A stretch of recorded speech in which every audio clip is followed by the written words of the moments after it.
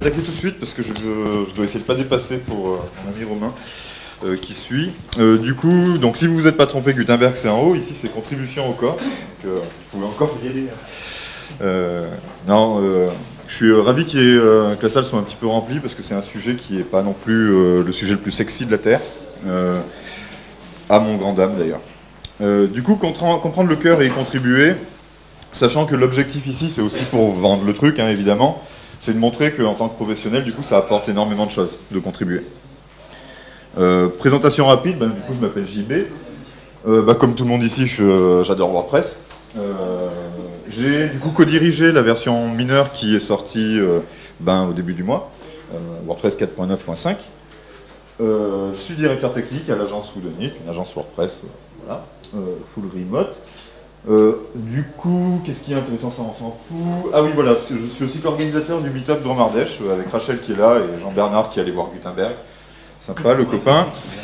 C'est pas loin de Lyon, on est super sympa, il y a 1 heure de route, donc si vous êtes lyonnais, n'hésitez pas à venir faire un petit coucou, et puis on va fêter les 15 ans de WordPress, du coup, avec un petit pique-nique fin mai, donc voilà, n'hésitez pas à passer faire coucou. Du coup, on va faire un comment, pourquoi, quand, où, etc. Parce que répondre à ces questions, c'est facile pour faire des slides. Donc du coup, je suis parti là-dessus.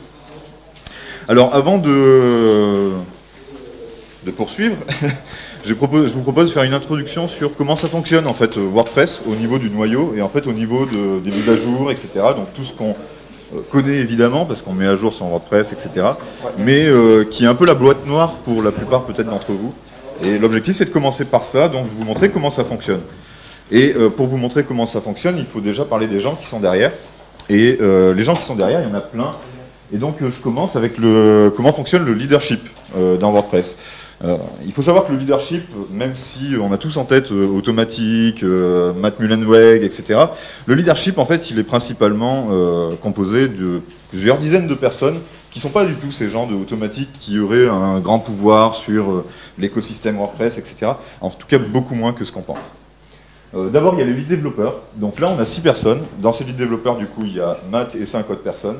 Et ces lead développeurs, en fait, ils développent plus énormément dans WordPress. Ils vont pas énormément balancer de code dans WordPress aujourd'hui.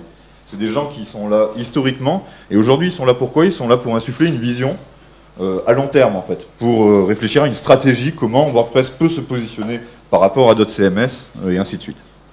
Donc c'est vraiment des gens qui sont garants de la cohérence du projet pour que le projet ne parte pas dans tous les sens. Vu qu'on est dans l'open source et qu'il y a beaucoup de contributeurs, justement ça peut être compliqué parfois de gérer tout ça. Et il faut que j'accélère. Ensuite on a dans une deuxième strate du coup les core committers. Les core committers, c'est les gens qui ont le droit d'envoyer du code dans WordPress, d'intégrer du code dans WordPress. C'est-à-dire qu'ils vont prendre un bout de code, par exemple qu'ils vont trouver sur votre blog parce que votre bout de code est génial, ils vont le prendre et ils vont le mettre dans WordPress. C'est pas exactement comme ça que ça marche, mais c'est pour simplifier.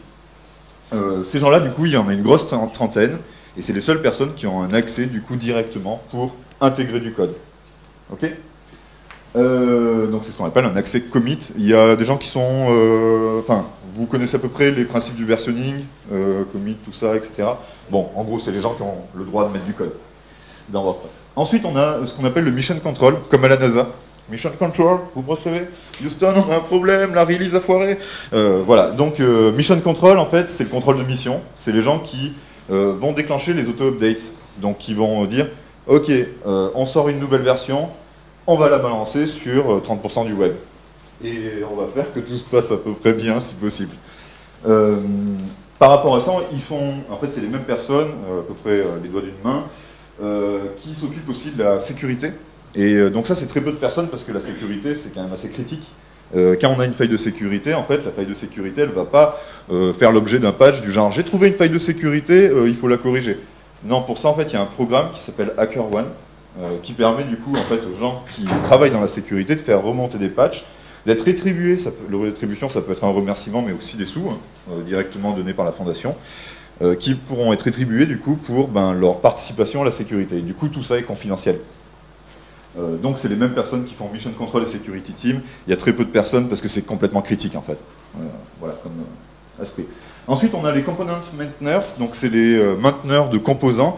Et ça en fait je vais en parler un petit peu après, mais WordPress du coup c'est quand même quelque chose d'assez gros, le CMS. Et du coup pour simplifier la contribution, il a été divisé en une trentaine, plutôt une quarantaine de composants. Donc vous allez avoir le composant utilisateur, le composant login, le composant gestion du tableau de bord, le composant éditeur de texte, etc. Et du coup, ça, c'est des gens en fait qui vont être responsables d'une petite partie WordPress, et ils vont être responsables, ils vont même pas avoir forcément un accès commit, c'est-à-dire ils ne vont pas forcément intégrer du code, mais ils pourront vérifier que dans leurs composants, les tickets, les correctifs qui sont demandés sont bien traités en temps voulu, etc. etc. C'est de l'organisation en fait, hein, plus qu'autre chose. Et la dernière strate, et finalement la plus intéressante, et c'est celle que j'essaye de valoriser aujourd'hui ici, c'est les core contributors. C'est là donc on a plusieurs centaines de personnes qui un jour ont proposé du code dans WordPress, code qui a été intégré ensuite par les core committers. D'accord? Donc là c'est quelques centaines de personnes. Ça dépasse le millier, hein, mais c'est pas non plus énorme en fait à l'échelle mondiale pour un logiciel qui propulse 30% du web. Ok, du coup, quelques grands principes en fait philosophiques, on va dire, de WordPress. Il y en avait 8, mais j'ai dû en enlever parce que sinon Romain pourra jamais faire son atelier après moi. D'abord, c'est Design for the Majority. En fait, l'idée, c'est qui sous-tend WordPress depuis le début, c'est que même si c'est des développeurs, des designers, des gens dont c'est le métier en fait, qui envoient du code dans WordPress, l'objectif de WordPress, ça a toujours été en fait d'être accessible à tous. Et ça, c'est important en fait de le mettre en point numéro 1. C'est pour ça que c'est en point numéro 1 si vous allez dans les sections About du site WordPress.org. Pourquoi? Parce que, attention, toi, tu es développeur, mais tu construis quelque chose pour une majorité de personnes. Decision Not Option, c'est quelque chose qui est compliqué à expliquer en français. Enfin, en tout cas, j'ai galéré un peu à trouver les termes. Mais en gros, c'est très important au niveau des développeurs, parce qu'un développeur, il va avoir tendance à vouloir mettre plein d'options pour que les gens puissent configurer, et puis gérer en fait la technique, tu sais de quoi je parle, toi, hein et gérer la technique derrière en fait, pour que du coup ça fonctionne bien, quand on coche cette option, ça fait bien ça, etc. Le problème c'est que si on met plein de paramétrages, plein d'options en fait en back-office, les gens finalement ils vont devoir se renseigner sur chaque option, chaque option, chaque option. Alors qu'en fait la philosophie qui sous-tend WordPress, c'est de dire il faut mettre juste ce qu'il faut pour que la personne puisse prendre une décision. Dire qu'elle comprenne en fait de quoi il est question et qu'elle puisse décider oui je le veux, non je le veux pas. En fait c'est vraiment quelque chose en fait, de très important ergonomiquement quelque part. J'ai rajouté le petit keep it simple stupide parce que du coup c'est important que WordPress soit simple et finalement assez bêta. On propose à une personne de prendre une décision, elle prend sa décision. Terminé. The Bill of Rights, c'est en fait la charte des droits de WordPress, et tout simplement c'est les libertés fondamentales du logiciel libre, qui sont la liberté d'exécuter le code, donc de faire tourner WordPress où on veut, d'étudier le code, accéder donc à tout ce code source, finalement, code source qui n'est pas minifié dans ses versions de développement, qui n'est pas obfusqué, on peut accéder à tout. C'est de modifier ce code, et c'est de le redistribuer, sous licence GPL, donc toujours. Ça c'est important, c'est-à-dire que WordPress est en licence GPL, donc tout le code que vous allez produire, même si c'est du sur-mesure, que vous allez revendre à un client, etc., ça sera du GPL aussi. C'est-à-dire que le code il est libre aussi. D'accord? Le GPL s'applique à toute création qui est faite par après. Ça ne vous empêche pas de le vendre, mais en tout cas la personne qui va vous l'acheter pourra le redistribuer. Et un thème premium, par exemple, ou une extension premium, peut tout à fait être redistribué, hein, c'est pas illégal de le faire. Ce que vendent les thèmes premium et les extensions premium, c'est du support. Et bon, ça j'imagine que vous le savez. Pour donner quelques mots sur les composants WordPress, en fait j'en ai déjà parlé, donc je ne vais pas vous les lister, hein, ça sert à rien, je perdrai trop de temps pour rien. Mais en gros, on a une quarantaine de composants, et du coup, dans chaque composant, on va avoir entre 2 et 10 personnes qui vont s'en occuper. S'en occuper, ça veut dire juste en fait organiser la contribution de chacun, dire attention, ça par exemple, ta proposition de patch, elle est cool, mais on l'a déjà fait avant et ça n'a pas marché. Du coup, en gros, c'est les personnes qui ont un historique de chaque composant. Au niveau des releases, et ça c'est un truc important parce qu'en fait, je ne suis pas sûr que tout le monde sache exactement comment ça fonctionne WordPress au niveau du versionning, des versions de WordPress et des releases. D'abord, mais ça vous le savez tous, on a les releases majeures et les releases mineures. Et au niveau des releases majeures, en fait, on va avoir un truc qui est important, c'est que 4.9 et 5.0 qui va bientôt arriver sont toutes les deux des releases majeures de même niveau. Oui, WordPress 5 c'est joli comme terme, mais en fait c'est une release majeure comme 4.9 était. D'accord? Et c'est pour ça qu'en fait on ne peut pas dire, et sur vos blogs, etc., ne dites pas WordPress 5 quand il va sortir, c'est WordPress 5.0. Ensuite, il y aura 5.1. Et ça sera de la même valeur, en fait, finalement. C'est juste que le chiffre 5.0, il est joli, il plaît beaucoup à Matt, donc il a insisté, mettez Gutenberg dedans, s'il vous plaît, je veux pouvoir le présenter au WordCamp US. Voilà, mais c'est tout, en fait. Il n'y a pas eu de 4.10, ça a failli d'ailleurs, mais bon, ça c'est une anecdote que je ne peux pas raconter ici parce que c'est trop long à expliquer, donc si vous voulez en parler autour d'une bière plus tard, ça sera avec plaisir. Donc il n'y a pas de 4.10, hein, on passe toujours de 4.9 à 5.0, ensuite 5.9 ça passera à 6.0 et ainsi de suite, ça c'est la convention de nommage, d'accord? On n'est pas en SEMVER, parce que du coup il y a une autre type de classification qui est de dire que le premier chiffre c'est la version majeure, le deuxième chiffre c'est la version mineure, donc 4.9, le 9 c'est la version mineure, et ensuite le troisième chiffre éventuel c'est des patchs. Ça c'est ce que fait je crois Drupal, ou en tout cas pas mal de CMS. WordPress ne fonctionne pas comme ça, il fonctionne en majeur, 4.9 c'est une majeure, et ensuite le 4.9.5, derrière ça c'est la mineure. Une fonctionnalité majeure, enfin une release majeure, ça peut être pour introduire des nouvelles fonctionnalités si possible, parce qu'en termes de communication c'est toujours intéressant que le CMS évolue. Avec 5.0 il y a Gutenberg, vous le savez tous. Mais c'est aussi pour introduire de nouveaux fichiers. Et ça, j'allais en parler après, mais je vais dire maintenant. Dans une release mineure, en fait, la différence, c'est qu'il y a une contrainte d'infrastructure. En fait, au niveau de WordPress.org, il faut se rappeler que le machin, il va upgrader du coup des WordPress sur 30% du web, de façon automatique pour tous les WordPress qui ont coché l'option automatique. Et ce truc-là, c'est une sacrée infrastructure derrière qui tourne. Vous pouvez imaginer les dizaines de milliers de sites qui sont upgradés en quelques minutes. Donc du coup, ce que j'allais dire, c'est que s'il y a des nouveaux fichiers dans une mineure, ça foire. Et c'est ce qui est arrivé d'ailleurs assez récemment. Donc du coup, ne pas mettre de nouveaux fichiers, donc nouveau fichier égale release majeure. Tout ça pourquoi? Pour dire que les majeurs arrivent normalement 3 fois par an, parce que ça a été considéré au bout de 15 ans du coup comme étant le bon tempo. Effectivement, les gens ils aiment déjà voir de la nouveauté. Ça c'est tout simplement de la communication. Et puis en même temps, il faut que ça bouge, etc. Mais pas trop. Si ça bouge trop, les gens vont dire non mais il y a tout le temps des mises à jour, c'est intenable WordPress, etc., etc. Ensuite on a les releases mineures, donc c'est le troisième chiffre du coup, 4.9.5, 4.9.6, 4.0.2, etc. C'est des versions mineures.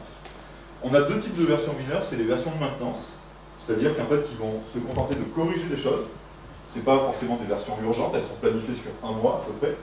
Enfin en règle générale, même si c'est tout le temps un mois, elles sont planifiées sur un mois. Et ça va permettre de corriger les petits bugs que les gens ont remontés, etc. Et puis mettre des petites améliorations. Des petites améliorations d'accessibilité, de performance, etc. etc.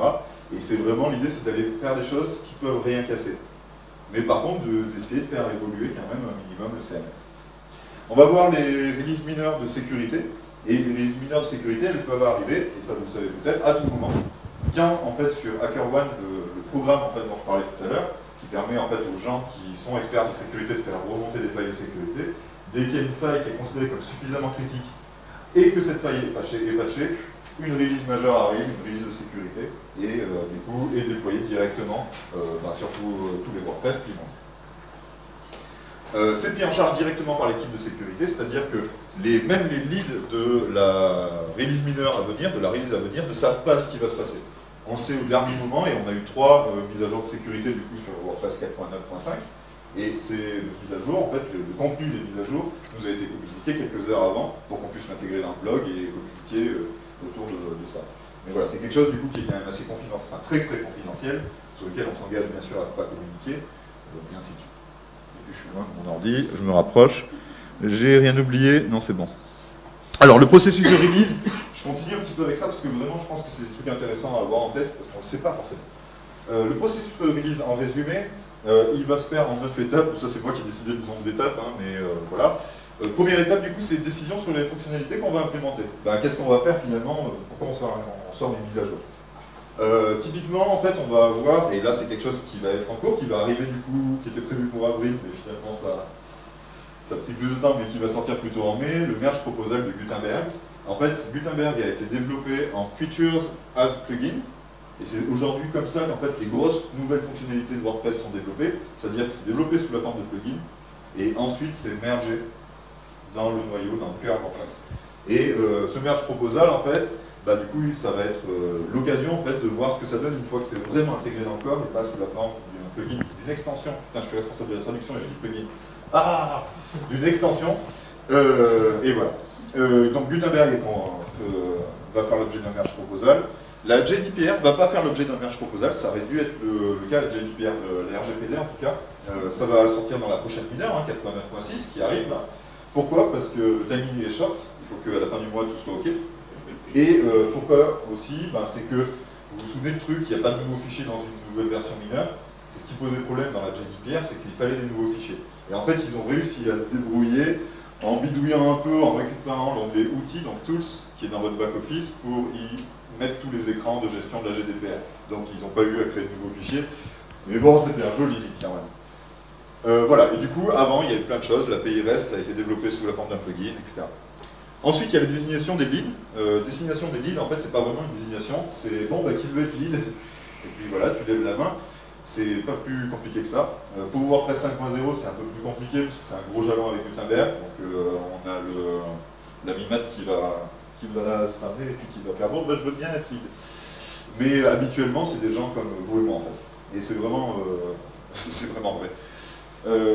Ensuite, du coup, troisième étape, c'est le triage et les bug scrubs. C'est le moment en fait où on va faire le tri de tous les tickets, toutes les choses qu'on peut améliorer, tous les correctifs qui ont été proposés, et dire ben ça devrait pouvoir être fixé, être corrigé, et du coup on peut le rentrer dans cette release, et ça, ben, c'est un peu short, c'est un peu casse-gueule, on ne sait pas tout à fait comment ça va fonctionner, enfin, si ça va bien marcher avec les installs anciennes, du coup on bascule sur la release suivante. C'est le moment où on fait le tri en fait, hein, tout simplement. Ensuite on a les dev chats, donc ça c'est des réunions hebdomadaires, et j'espère que vous allez, enfin qu'une bonne partie d'entre vous va s'inscrire sur le Slack du core WordPress, hein, donc c'est sur make.wordpress.org, et de temps en temps venir participer. Participer, c'est quoi? C'est déjà juste lire ce qui se passe, comment les gens interagissent et qu'est-ce qu'ils racontent en fait finalement. Et ces dev chats, en fait, c'est tout simplement des points hebdomadaires, tous les mercredis soirs pour nous, hein, à Paris, à 21h ou 22h, ça dépend à l'heure d'été, heure d'hiver. Et c'est un point d'avancement et un retour sur qu'est-ce qui a été fait, où est-ce qu'on en est, et comment on fonctionne. Je vous recommande au moins une fois y participer. Si ça vous saoule, du coup vous ne reviendrez pas, tant pis. Mais au moins une fois y participer, parce que en fait, pour votre culture de professionnel de WordPress, c'est un truc hyper important de savoir comment ça fonctionne derrière, en fait. Qu'est-ce qui se passe, comment les gens ils interagissent. Ensuite, du coup, les core committers, donc les gens qui ont le droit de mettre du code dans WordPress, vont committer du coup tous les correctifs qui ont été triés pour la release. Et puis ils vont mettre en place des tests unitaires, parce que WordPress est quand même un CMS un petit peu moderne, en tout cas on essaye, et du coup il y a des tests unitaires, en gros ça va être des routines qui vont tester en PHP et en JS, du coup, du côté PHP, du côté JS, que les différents correctifs ne cassent pas tout le bazar. Donc à chaque commit, on va avoir des tests unitaires qui vont tourner sur toutes les versions de PHP de 5.2 à 7.2, donc voilà, il y a quand même un sacré support derrière, ça rigole pas, et qui vont dire ça pète tout ou non c'est ok. Ensuite, il y a de la communication, et la communication, pendant un moment, c'était quelque chose qui posait problème dans l'open source en général, parce que du coup, c'était un peu boîte noire, c'est des gens qui s'organisent un peu comme ils veulent, etc. On ne sait pas ce qui se passe, et WordPress essaie de communiquer en fait de plus en plus. Et c'est finalement quelque chose d'assez important. Tout se passe sur le blog make.core, donc make.wordpress.org/core, et là-dessus, en fait, vous aurez le contenu, le compte-rendu de tous les dev chats, etc., etc., et c'est très, très important. En tant que professionnel de WordPress, de chaque semaine, prendre 3 minutes pour lire un petit peu le résumé de ce qui s'est passé. Enfin, moi, je vous le conseille en tout cas. Le planning, du coup, va être communiqué. Si vous faites de la maintenance et que vous mettez à jour des sites pour des clients, pour vous-même, etc., c'est toujours intéressant de jeter un petit œil, une fois toutes les 2 semaines ou tous les mois, au planning des prochaines releases à venir. Comme ça, vous savez finalement quand est-ce que les choses vont sortir, et c'est pas au dernier moment, ah, il y a une mise à jour WordPress, mais moi, j'allais partir en vacances là. Enfin bref, voilà. Ensuite, du coup, une fois que tout ça s'est passé, il y a la phase bêta, où du coup, il y a des builds de WordPress, des constructions de WordPress, du package, en fait, du point zip qui vont être construits, et on va dire aux gens, allez-y tester, on a fait les tests unitaires, automatiques, etc. Maintenant, testez vraiment ce que ça a dans le build. Il va y avoir une petite phase d'une semaine, 2 semaines, il peut y avoir autant de bêta qu'on veut d'ailleurs, 1, 2, 3, 4, 5, 6. Dans mon cas, il n'y en a eu qu'une, parce que tout était parfait. Trop pas, hein, mais... du coup, il peut y en avoir 1, 2, 3, et là c'est des tests fonctionnels, c'est allez les gens, maintenant vous allez tester si vous voulez, etc. etc. Et puis bon, il n'y a qu'une dizaine de personnes qui testent aujourd'hui, dans le monde entier, pour 30% du web. Ça fait aussi partie de l'objet de cette conférence, de vous dire, téléchargez le zip et faites juste un petit truc, de ce que j'ai regardé c'est ok. Franchement, ne serait-ce que ça en fait, ça prend finalement pas tant de temps, une après-midi où on s'embête un peu, ou un vendredi après où on n'a pas envie de bosser, on va tester la prochaine bêta. Franchement, ça ne vous coûtera pas énorme, et puis c'est toujours une expérience intéressante de tester quelque chose qui n'est pas encore sorti, à mon avis. Ensuite, on a les releases candidates, elles sont destinées à des tests finaux, parce que le truc est censé être prêt, on peut le déployer normalement, mais comme ça va être déployé automatiquement dans 30% du web, on fait quand même encore quelques petits tests. Et puis enfin, du coup, il y a la release, avec l'intégration des patchs de sécurité du coup, qui est faite au dernier moment pour que personne puisse profiter de ces failles hein, avant la mise à jour, avant qu'elles soient publiques. Ça, c'est très important. Lancement des auto-updates, et alors ça, c'est quelque chose qui est un petit peu confidentiel. On n'y a pas accès directement à ces chiffres en fait, des auto-updates, mais pour vous donner en fait, juste un ordre d'idée, c'était vraiment génial en fait, à suivre parce que finalement, on était à 30 000 mises à jour automatiques par minute. Et ça pendant 6 heures. Vous imaginez la quantité de personnes et puis vous vous dites mais s'il y a un truc qui pète, je vais me faire tuer par tout le monde. Enfin voilà, c'est assez impressionnant. Un petit mot sur cette expérience de lead en fait. Franchement, je suis pas un très très bon développeur. Je suis même plus développeur du tout dans mon agence. En fait, il n'y a pas besoin d'être un core committer, donc de pouvoir intégrer du code dans WordPress. Il y a besoin de pas grand chose en fait, juste de se sentir impliqué et en fait de participer au dev chat, de comprendre un petit peu comment fonctionne l'écosystème, etc. et de manifester un intérêt. En fait, c'est comme ça que ça fonctionne, c'est pas plus compliqué. Bien sûr, il faut connaître les tickets de la release précédente, donc s'être impliqué un peu dans les dev chats les mois précédents, on va dire les 2-3 derniers mois. Alors, pendant un mois, si vous êtes lead, vous allez devoir donner 10 heures de temps par semaine à peu près pour conduire un petit peu la gestion de projet, etc. C'est un peu de temps, mais franchement, par rapport à l'expérience, c'est pas très grave, et puis ça se négocie avec son boss hein, aussi. Il faut savoir par contre que c'est de 21h à 3h du matin, parce que WordPress fonctionne sur l'heure du Pacifique, enfin Amérique du Nord Pacifique, et pas sur l'heure Paris. Hein. C'est trop facile. Lire et écrire l'anglais, franchement je suis nul en anglais, donc je progresse beaucoup là ces derniers temps, mais je suis pas très bon en anglais, et du coup, en fait ce qu'il faut c'est savoir être efficace, comme toujours hein, avec l'anglais. Pourquoi contribuer au cœur WordPress? Juste pour vous raconter un petit peu ma life, rapidement, parce que je pense que ça peut avoir un intérêt, parce que plein de personnes d'entre vous, il reste une minute. Sérieux? S'il y a des questions en plus. C'est la merde. Du coup, je raconte pas ma life, je vous laisserai regarder mes slides après. Ils viendront te voir pour que tu racontes. Ce qui est intéressant, c'est que le cheminement est logique. Il y a un principe en fait qui est intéressant, c'est le give back. Dans l'open source, en fait, c'est comme ça qu'on fonctionne. C'est que du coup, on a pris pendant tout un temps en profitant de l'open source. Et l'idée, c'est de pouvoir rendre un petit peu. On ne pourra pas rendre autant qu'on en a profité, mais d'en rendre un petit peu. Et du coup, ce que ça apporte, parce que finalement, c'était ça l'objet, tout ça pour dire ça.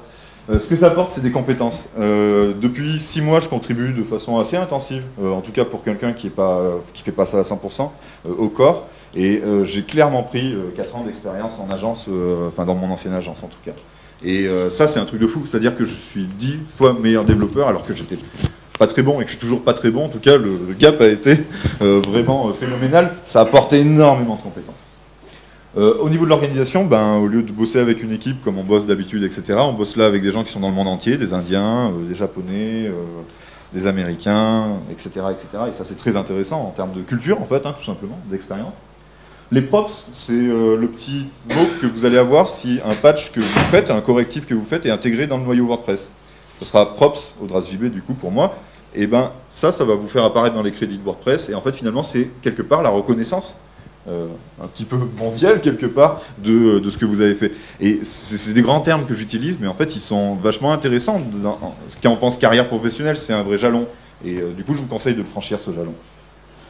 Des copains dans le monde entier. Une veille technique, et ça c'est hyper important, si vous êtes une agence, si vous êtes un freelance, finalement savoir comment fonctionne le cœur WordPress, c'est-à-dire ce que vous utilisez, ça vous fera forcément devenir un meilleur professionnel WordPress. Et savoir mieux vendre les choses. Parce que finalement, voilà, si vous vendez de la maintenance, pouvoir dire à votre client, oui, mais il y aura ça dans la prochaine mise à jour de WordPress, c'est un atout commercial, concurrentiel qui est immense. Et voilà, évidemment, c'est très intéressant. Anticiper le changement, parce que du coup savoir que telle mise à jour, et pouvoir dire à son client que telle mise à jour arrivera dans 2 semaines, en fait pareil, c'est tout bête, mais finalement c'est un intérêt concurrentiel qui est important. Il y a toujours des process qui sont intéressants à récupérer pour soi, notamment les tests unitaires. Je comprenais rien avant aux tests unitaires, je comprends un petit peu mieux, mais pas encore tout dans les tests unitaires, mais c'est quelque chose qui m'intéresse beaucoup, parce que en fait ça peut être mis en place dans des projets à soi en fait, finalement. Et puis participer parce que finalement, et je l'ai fait pendant des années, c'était un petit peu ma slide d'avant, là, sur le cheminement, etc. Pendant des années, j'ai profité finalement de ce qu'on me donnait, mais tout ce que je faisais, c'était suivre finalement le mouvement. C'est-à-dire, j'utilisais ce qu'on me donnait finalement. En contribuant, même en mettant quelques petits patchs, etc., on devient peut-être un petit, mais on devient un acteur.